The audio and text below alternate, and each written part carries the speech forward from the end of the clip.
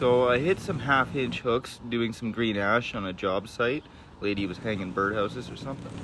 So you want to start your file off with a 5-degree angle pointed upward. And 30 degrees forward.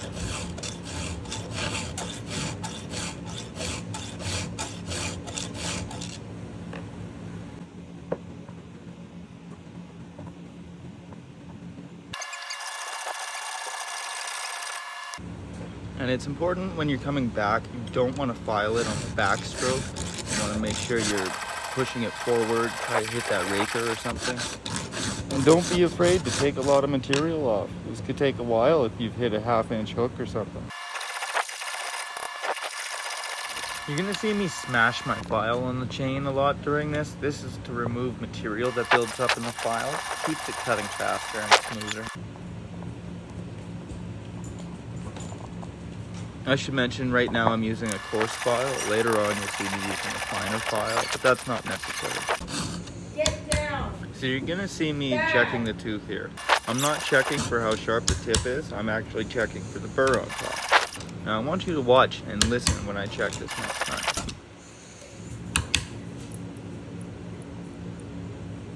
Do you hear it? Listen again.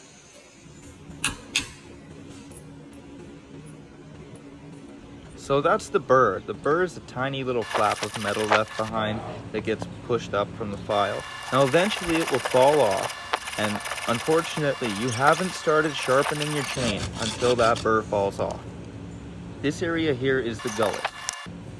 The gullet is the part of the tooth where sawdust gets trapped and escapes, allowing it to cut smoothly. If you do not file the gullet, it will not allow room for saw chips to escape, and it will overheat and cause stress to the blade. Some people talk a lot about the gullet. I'm just going to tell you it's very important to make sure you get all that material out of there. So now that I've cleared all the material out of the gullet, I've gotten a tooth as sharp as I want before I move on to my fine file. Take a look at it. You'll notice it's almost half the size it was, and it was a brand new chain. Here's the other teeth. Here's the 3 most important parts of the chain. We have the raker, the cutting edge, and the gullet.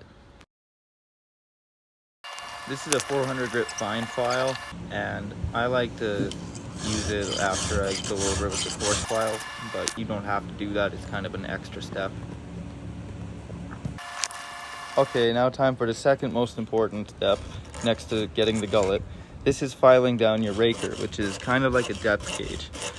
So I just use a flat file, and typically I do about 5 to 6 strokes, but I'll show you a way to actually accurately measure how many you need to do. It's going to be different every time you file your chain.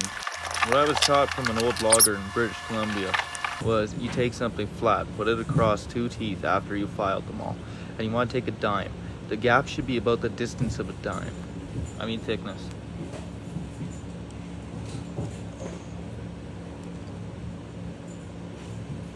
It's even a good idea to round the raker back over so it doesn't cut the wood as well. Oh, too much. Gotta throw it out, get a new chain. No, I'm just kidding. It's fine, don't worry. Well, thanks for watching. Hope you guys enjoyed the video and you learned something. Stay tuned. Come back next Monday.